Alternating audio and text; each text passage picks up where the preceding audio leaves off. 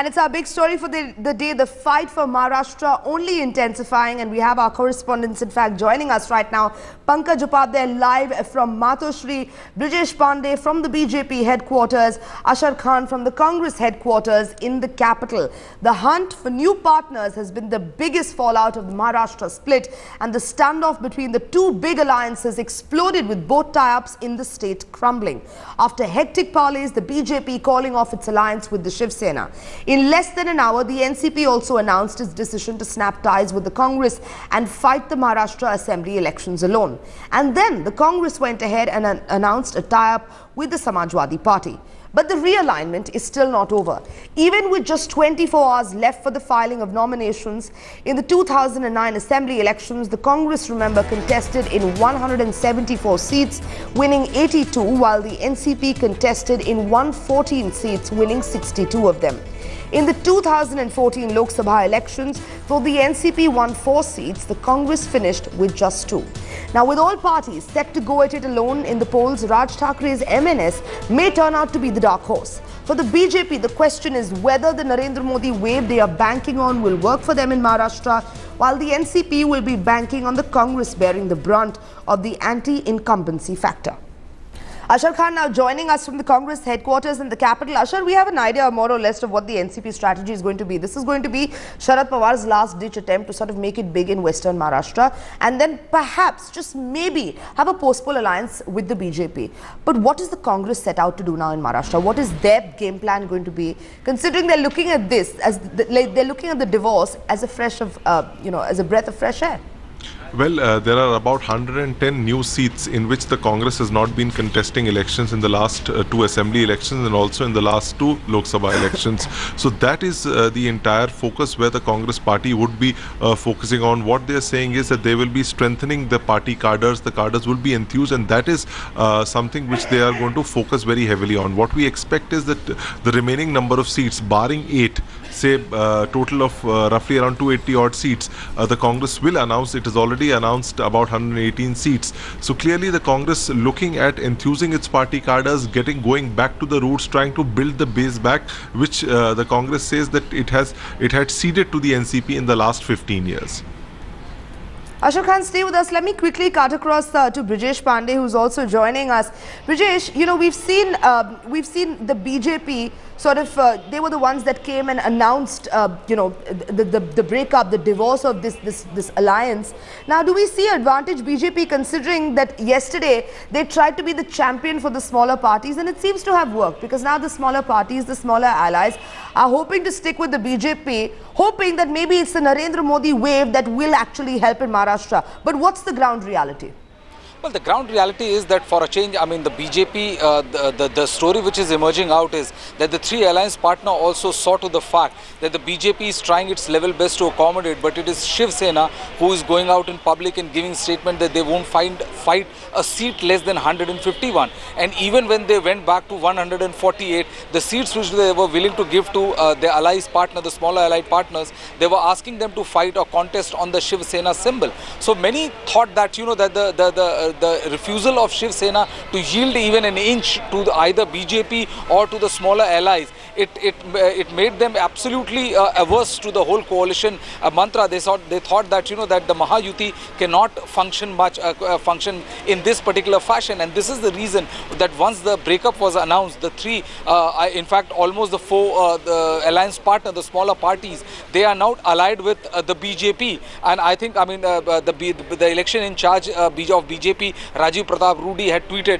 that by noon, or I think in any time now, a list of 185 candidates will be declared. And I think by the end of the day, we will also get to know what exactly, how many seats which the BJP is going to allocate to smaller 4 partners in the NDA minus Shiv Sena. I think the number of seats which we are hearing from our sources is anything between 30 to 40 seats, but the exact number we'll be knowing in a couple of hours.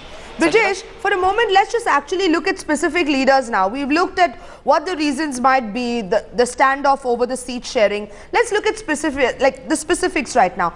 We have Amit Shah, the main players, Amit Shah, Uddhav Thackeray, and the new player in the team is Aditya Thackeray.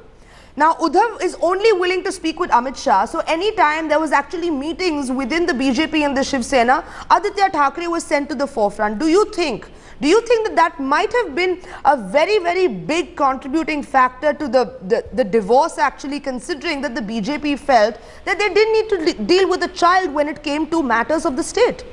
Well, it was not the biggest factor or a very big factor, but definitely it added to the sourness of the relationship between the two allied partners. They thought that, you know, even when senior leaders would go and Aditya Thackeray would come out, so irrespective of the fact that he's member of the Thackeray clan and a future heir to the politics of Shiv Sena in Maharashtra, they thought that it was extremely insulting on the part of Shiv Sena Supremo Uddhav Thackeray, and that is the reason why most of the senior leadership, especially of the central leadership of BJP from Delhi, they were particularly very miffed at this style of functioning of Shiv Sena, and they said that, like, this clearly sends a signal that the Shiv Sena is not only insulting, but it also is not treating the BJP, the senior BJP leader, and barring Amit Shah, nobody was accorded proper welcome. So this was also definitely one of the contributing factor to the sourness of the relationship between the two parties. The real reason is that both parties, you know, they realize that they have reached a point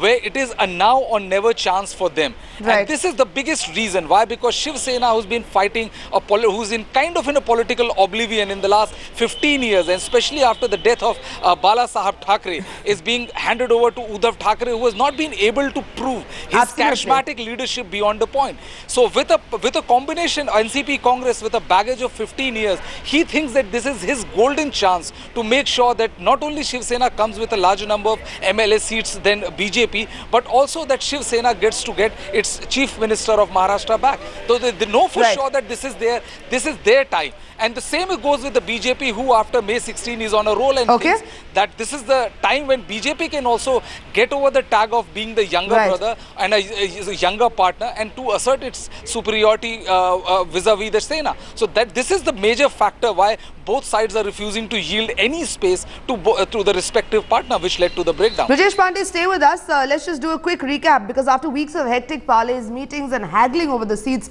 the BJP called off its 25-year-old alliance with the Shiv Sena yesterday, announcing that it was all over for the Mahayuti in Maharashtra, blaming it squarely on the Sena's rigid stand on seat sharing. The BJP now has a plan in place after the split. It will go attack the Congress but go soft on the NCP. There will be no attacks on the Sena from the central leadership, while Modi will be the star campaigner and hold at least 10 rallies. Also, love jihad will not be an issue. The party will be leaving 30 to 35 sets for rallies. Now, the BJP and the Sena had been sparring over seat-sharing issues and Uddhav's claim over the Chief Minister's chair, with the BJP making it clear that it was not keen on playing second fiddle in Maharashtra. The last straw, however, was the BJP's demand for 4 specific seats that the Sena did not want to part with. The spotlight has now shifted to the smaller parties who were a part of the Mahayuti, with the BJP maintaining that it wanted respectable seats for the smaller allies in the alliance, and it seems to have worked, because sources say that all the smaller parties will in fact be sticking with the BJP. Now, the BJP, let's look at the options that it has on the table, even considering an arrangement with Raj Thackeray, because the NCP has also severed ties with the Congress. It may also be keen on working with the BJP, something that the Congress is already alleging. The BJP may of course choose to not tie up with any regional party until after the elections. Let me quickly go across to Pankaj Upadhyay, now joining us on the story. Pankaj, let's just try and get an idea of what the BJP intends on doing and how much of an impact the Narendra Modi factor is actually going to make in the state. See, Sanjana, as far as Mumbai is concerned, it never has had any political leanings towards any party. Whereas in 2009, Congress NCP swept the entire polls in Mumbai. In 2014, the reverse happened. It was the Shiv Sena and the BJP. But this time round in the assembly polls, political analysts say that perhaps the Modi factor could work in here and the BJP will gain majorly in Mumbai. But then Shiv Sena, obviously, who's nursing a grudge right now and has Konkan as its bastion, will definitely be a force to reckon with in Konkan area. again, when we look at the entire complex situation in Maharashtra, Sanjana, it is not, very clear right now as to which party or BJP as such is going to gain. You talk about northern Maharashtra, Congress had a stronghold, but then of late it has started showing leanings towards the BJP. You talk about western Maharashtra, we have the NCP, which has a very strong hold out there because of the presence of the OBCs, the Dalits and the Muslim population. We are talking about Vidarbha region, Congress again is on the edge out there. We are talking about Marathwada region, again NCP hopes to do better out there. When we are talking about Mumbai here, as I maintain, it does not really have any good political leaning. So as far as BJP is concerned, mind you, they are, even at this point of time, though they look very, very confident because they have swept the general elections, they are forgetting the local sentiments, so they'll be riding very high on the Modi wave. Whether or not the central issues work. But Pankaj, really quickly, if you can just sort of shed light on the kind of role that Raj Thackeray is actually going to play in these elections. He's emerging as a dark horse. Let us not rule him out, considering that both these alliances are broken right now. Raj Thackeray has a huge chance because he can encash on the infighting between both parties in the state now. Raj Thackeray remains a dark horse, definitely. They are maintaining a wait and watch policy, but BJP doesn't really have to think about Maharashtra. They have to think about UP, and after that they have to think about Bihar as well. Taking Maharashtra Nirman Sena in their folds would mean you are alienating the migrant population of UP and Bihar for whatever Raj Thackeray has done in the past. So a lot of deep thinking has to be put in here by the BJP before they can even think about taking Raj Thackeray into their folds. Pankaj Upadhyay, Brijesh Pandey and Ashar Khan, thank you so much for bringing us that update. This is as the political landscape continues to change in Maharashtra.